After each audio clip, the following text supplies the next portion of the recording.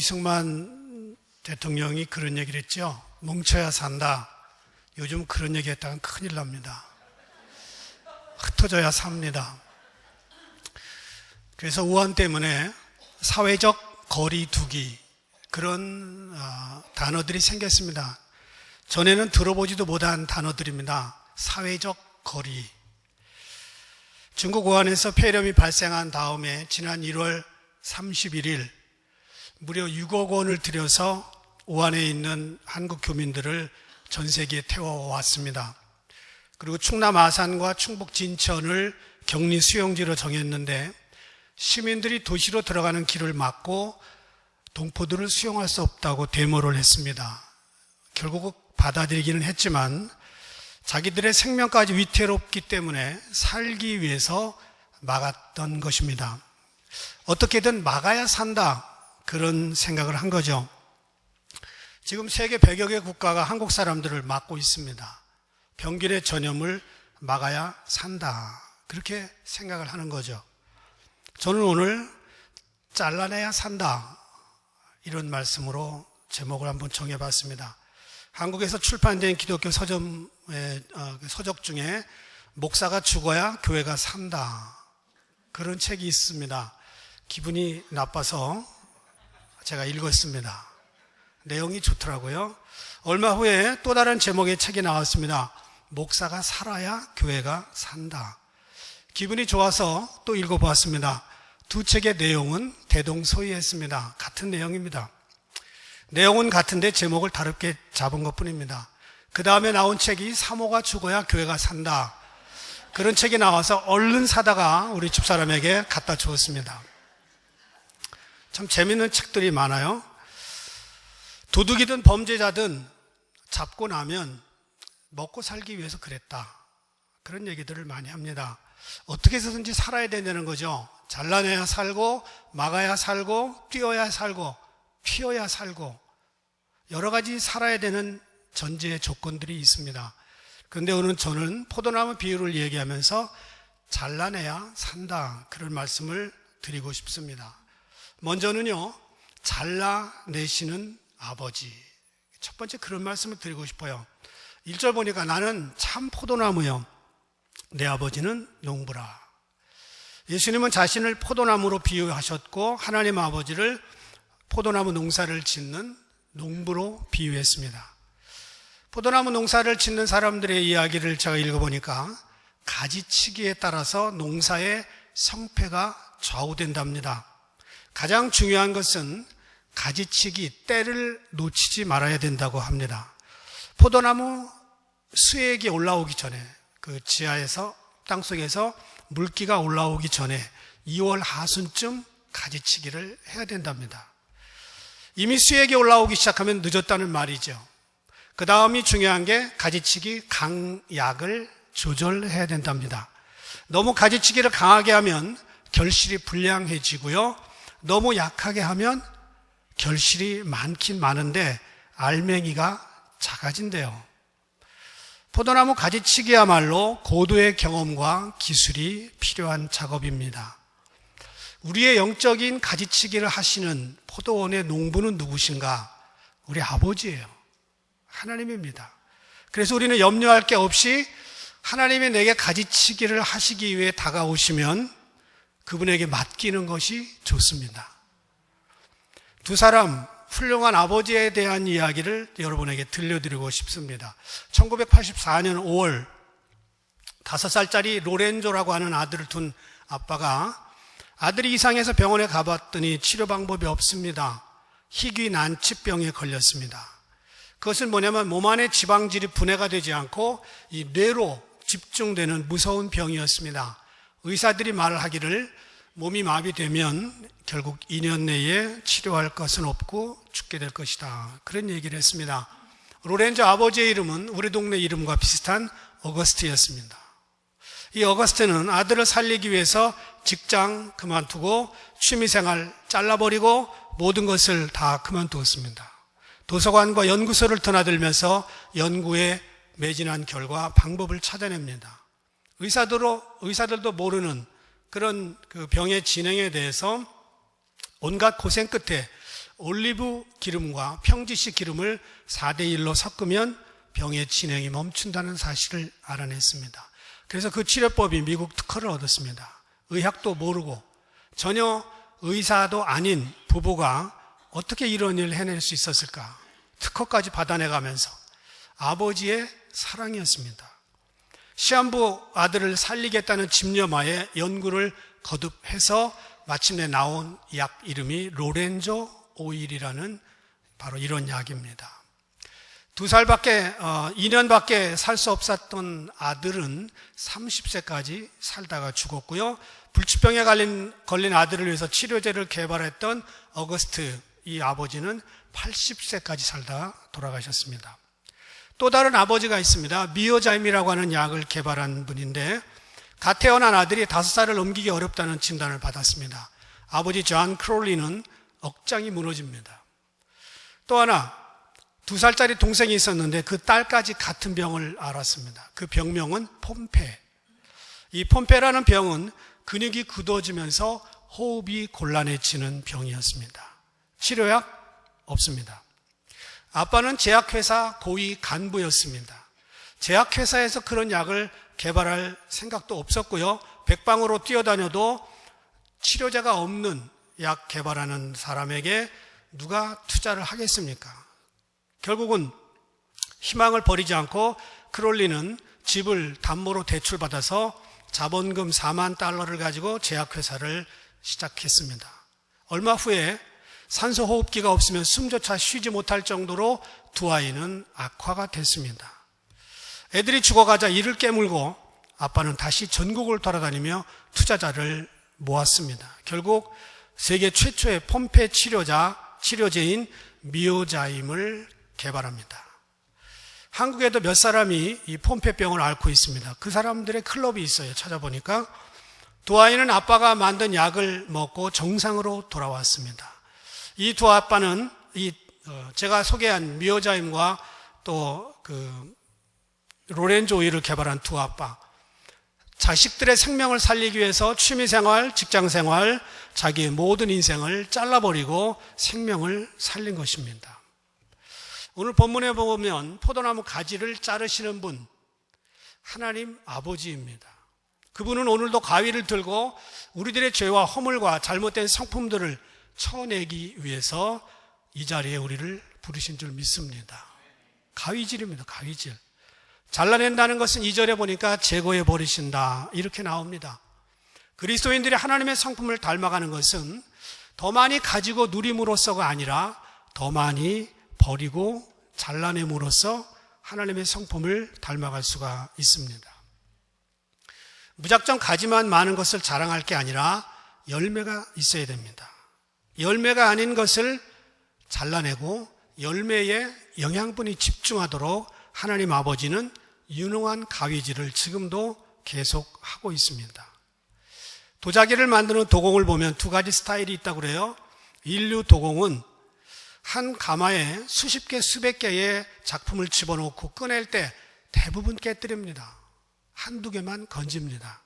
그 한두 개가 명품이 돼서 비싼 값에 팔립니다. 삼류 도공은 한꺼번에 다 집어넣고 어떤 것도 버리고 싶지 않고 아까워서 전부 파는데 값이 안 나가요. 시장바닥에 내놔도 싸구려 제품만 남습니다. 하나님은 토기장이로 우리를 빚으시는 분입니다. 우리의 인생을 빚어나가시면서 잘못된 성격, 모순된 신앙, 죄지었던 것들을 과감하게 잘라내십니다. 그리고 우리를 명품으로 만들고 계시는 중입니다. 이게 명품이 안 되면은요, 거의 중국 제품하고 비슷해요. Made in China. 다 차이가 나잖아요. 명품하고 차이나는 차이가 난다 그러잖아요. 하나님 우리를요, Made in China가 아니고 Made in Heaven으로 아름답게 빚어내고 있습니다. 모세가 미디안 광야에서 40년 동안 양을 쳤습니다. 그러면서 교만했던 성품, 이집트의 왕자로서 자기 주먹으로 나라를 구해보겠다고 하는 허상, 이 모든 것들을 쓰레기처럼 광야에 버렸습니다. 그 40년의 세월이 없었다면 또 다른 40년, 80세부터 120세까지 그는 수많은 사람을 죽이면서 출애굽을 감당했을지 모릅니다. 다윗은 약 10년 넘게 사울의 칼날을 피해 다녔습니다. 그러면서 비참하게 살았습니다. 그 세월이 다윗을 성군으로 만들어 주었습니다. 그렇게 하고도 나중에 왕이 돼서 또 다른 죄를 짓습니다. 그랬는데 그렇게까지 하지 않았다면 그는 정말 힘든 왕이 됐을 겁니다. 하나님께서 오늘도 예수를 믿겠다고 교회에 나온 성도들을 모조품이 아닌 명품으로 만들고 싶어 하십니다. 그래서 여러분들을 깨뜨리고 잘라내는 가위질을 하실 때 그분은 내 아버지다, 내 잘못된 것들을 가장 잘 아시는 분이다 하고 그분에게 맡길 수 있기를 바랍니다. 두 번째는 열매를 위해 자르라는 것입니다. 열매를 위해. 하나님 앞에서 나를 맡기고 작품이 나올 때까지 기다려야 되는 거예요. 내 뜻대로 안 된다고 정할 거 없습니다. 하나님의 뜻대로 되면 되는 것입니다. 내 기대와 달라도 유능한 농부의 가위질을 믿고 기다려야 됩니다. 하나님이요, 생명 아닌 것들을 잘라내고 생명으로만 된 것들을 남김으로 말미암아 그 모든 생명의 근원이 열매로 집중하도록 기다리고 계십니다. 2절에 보니까 무릇 열매를 맺는 가지는 더 열매를 맺게 하려 하여 그것을 깨끗하게 하시느니라. 깨끗하게. 가지를 치시는 이유, 열매입니다. 열매. 그리고 우리를 깨끗하게 하시는 이유, 더 열매를 맺게 하기 위함입니다. 꽃이 떨어져야 열매가 맺어지는 것처럼 잘못된 가지들을 쳐낼 때 영양분이 공급되고 아름다운 열매가 맺어집니다. 내 못된 자아가 죽고 내 성품이 죽어야 예수 그리스도가 향기로 드러납니다. 그런데 내가 죽지 아니하면 예수가 죽어요. 향기는 나지 않습니다. 그래서 우리는 내가 살려고 하지 말고 내 잘못된 성품 주님께 맡기고 열매를 향하여 다른 것들은 쳐낼 수 있기를 바랍니다. 하나님을 믿긴 믿지만 많은 세월을 보냈긴 했지만 여전히 고집스럽고 여전히 자기 생각만 옳고 여전히 교만하면 세월 보낸 거에 비하면 열매는 초라하게 끝나고 말 것입니다. 여러분 인생, 제 인생이 다 해서 주님 앞에 서는 날 우리가 주님 앞에 보여드릴 것은 무성한 열매, 무성한 아름다운 곡식들, 이것들만 올려드릴 수 있기를 바랍니다. 우리 성품에 못난 가지들이 너무나 많이 있습니다. 여러분은 저를 잘 모르실걸요? 제가 성격이 그렇게 좋은 성격이 아니에요. 미국 오기 전에 초등학교 선생님을 만났어요. 그분은 저를 3년 동안 보신 분입니다. 그 자유교양이라고 고전읽기부 했는데 제가 4, 5, 6학년 때 고전읽기부를 했어요. 근데 처음에 딱 대본에 저를 만나자마자 너였구나 그랬어요. 예, 접니다. 그러면서 대본에 하시는 말씀이 네가 좀 깐깐했지? 참, 한 30여 년, 거의 35년 만에 만났는데 저한테 하는 말이 네가 성격이 좀 깐깐했지? 그래서 빨리 밥 먹고 헤어졌어요. 미국 와서 다시 연락 안 했습니다. 여러분, 제 성격이 그래요. 다 아실 거예요. 저도 아직 공사 중입니다. 언더 컨스트럭션. 가지치기를 당하면서 저는 하나님께 가끔 이야기해요. 하나님, 좀 아프네요. 주님이 제게 그래요. 나도 알지. 내가 아파야 다른 사람이 안 아프게 되지. 교회가 살지, 내 가정이 살지. 네가 좀 견뎌라. 내 아들은 십자가에서 너보다 더 아픈 것을 견뎠다. 그렇게 말씀하시는 것 같아요. 제 생각에 저희가요, 성격이 생각보다 급합니다. 불의한 일을 보면 참지 못하고요, 상식과 예의에 어긋나는 사람을 보면 속에서 부글부글 끓어오릅니다. 가끔씩 무례한 일을 당하면 같이 퍼붓고 싶은 마음이 들어옵니다. 옛날에 그랬다는 거예요. 어거스타 교회 오기 전에. 이런 저의 성품이 가지치기를 당할 때 쓰리고 힘들 때가 많습니다. 평생 가지치기를 하고 있습니다. 아직도. 여전히 남아있는 잔가지들을 보면서 저는 주님이 안 됐을 때가 있어요. 다른 사람을 불렀으면 더 저보다 목회 잘할 수 있는 사람들이 있는데 왜 나를 불러서 주님이 이렇게 가지치기를 하시느라고 예수님이 고생이 많으실까, 그렇게 생각할 때가 많이 있습니다. 내 속에 열매를 만들기 위한 하나님의 사랑과 집념이 참으로 집요하십니다. 나를 철저히 꺾으시고요, 무너뜨리시고요, 내가 혼자 눈물 흘리는 거를 그냥 방치하고 계십니다. 그래서 제가 가지치기를 잘 견뎌내면 주님도 웃고 가정도 웃고 교회도 웃을 때가 있을 겁니다. 우리 인생도 열매를 잘 맺으려면 잘라낼 걸 잘라내야 됩니다. 열매 중심의 삶을 살아야 됩니다. 이 열매 중심의 삶은 열매가 아닌 것으로 가는 것들을 잘라내는 겁니다. 그것은 우리 속에 매일 잡초같이 생각되고 잡초같이 떠오르는 못된 성품의 가지들입니다. 잘라내야 됩니다. 생명의 열매는 그만큼 귀하기 때문에 열매가 아닌 것들을 하나님은 과감하게 쳐내십니다. 가지치는 하나님의 손길을 뿌리치고 계속 고집 부리면 서로 피곤합니다. 제가 어저께 이발을 했거든요. 이쁘죠? 저는 이발할 때요, 한 번도 이렇게 잘라라 저렇게 잘라라 얘기한 적이 없어요. 그냥 가만히 기다리고 잠자고 나면 예쁜 사람이 됐어요. 그러면 저는 감사합니다. 그리고 멋있어졌네요. 그리고 돈만 내고 나오면 되는 거예요. 우리 예수님도 우리에게 성령의 열매, 빛의 열매, 여러 가지 아름다운 열매들을 맺고 싶어 합니다. 그냥 It's up to you. 하나님께 맡기고요. 예수님께 맡기고요. 나는 그냥 한잠 자고 일어나면 주님이 너 예뻐졌다 그러실 겁니다. 가지가 잘려나갈 때 슬퍼할 게 아니라 주님 감사합니다. 더 쳐주세요. 더 자르세요.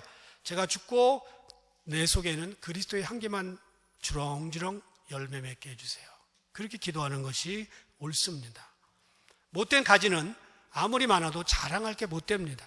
열매 없는 가지를 높이 들고 나는 원래 이런 사람이야. 뒤끝이 없어. 그러면서 아내에게 참아달라고 그러면 요즘 아내들 그거 잘 못 참습니다. 요즘 남편들 그런 거 잘 못 참아요. 가지치기를 계속 해나가면서 여보 내가 애를 쓰고 있거든. 좀 봐줘. 그러면 좀 봐줄 수 있습니다. 그런데 그 성격을 계속 내세우면서 나 좀 모른 척 해달라고 그러면 그럴 사람 요즘 많지 않습니다. 잘못된 가지는 쳐내고 열매 중심으로 살아야 됩니다. 세 번째 드리고 싶은 말씀은 나는 무엇을 쳐낼 것인가? 사람마다 쳐내야 될 가지는 다릅니다. 잘못된 습관을 쳐내야 되는 분도 있고요. 도박, 게임, 지나친 취미생활 쳐내야 됩니다. 구체적으로 무엇을 쳐내야 될지 농부이신 하나님이 잘 아시고요. 그 다음에 잘 아시는 분은 여러분입니다. 일본의 기독교인 중에 켄 시게마치라고 하는 분이 있는데 이 켄 시게마치가 재미있는 제목의 글을 썼습니다. 상황에 끌려다니지 않기로 했다. 제가 내용을 한번 읽어볼게요. 대학원 공부를 마친 뒤 일본 소니에 입사한 시절 나는 매일 간단한 식사 후 재빨리 양복을 입고 아침 7시에 집을 나서 지하철을 탔다. 출근하면 매일 영어와 소규모나 비즈니스 의전을 가르치며 정신없이 지내다가 밤 11시에 귀가했다. 그렇게 일주일에 엿새를 일하면서 많은 돈을 벌었다. 동료들의 존경과 흠모를 받았고 여성들에게도 인기가 많았다. 겉으로 보기에 내 삶은 화려했다. 그러나 정작 나 자신은 전혀 행복하지 않았고 불안했다. 내 영혼이 시들어가는 것을 느꼈다. 영적 절박함을 느낀 끝에 몇 가지 다짐을 하고 지키기로 했다. 주말에는 일하지 않고 교회에 열심히 참석했다. 아침 출근길에 반쯤 졸면서도 기도하며 하루를 하나님께 맡겼다. 그리고 내 수입의 일정 부분을 하나님 앞에 바쳤다. 믿음의 친구와 자주 만나 현재 하나님과의 관계는 어떠한지, 성적 유혹에 어떻게 대응하는지 이야기를 나누었다. 그 다음 말이 중요해요. 이 같은 다짐과 실천이 가장 중요한 것을 유지하는 데 도움이 되었다. 삶에 많은 것을 더하기가 영적 생활 수칙의 핵심이 아니다. 삶을 가지치게 하는 것이 우리 안에서 하나님의 생명이 자라지 못하게 하는 것들을 막고 없애고 더 깊은 평안과 행복을 경험하도록 우리를 이끈다. 하나님이 주시는 생명력을 활성화하기 위해 무엇을 가지치게 할지 결정하라. 황기순이라고 하는 코미디언, 이 사진 보시면 아실걸요? 대부분 잘 아실 겁니다. 이분이 했던 유명한 말이 있습니다. 척하면 압니다. 척 보면 압니다. 한동안 도박에 빠져서 아주 비참한 인생을 살다가 지금은 방송에 복귀해서 열심히 살고 있습니다. 이분이 도박에 빠지게 된 이유는 결혼해서 함께 살던 아내가 나 아무개라고 하는 유명한 가수에게 빼앗겼습니다.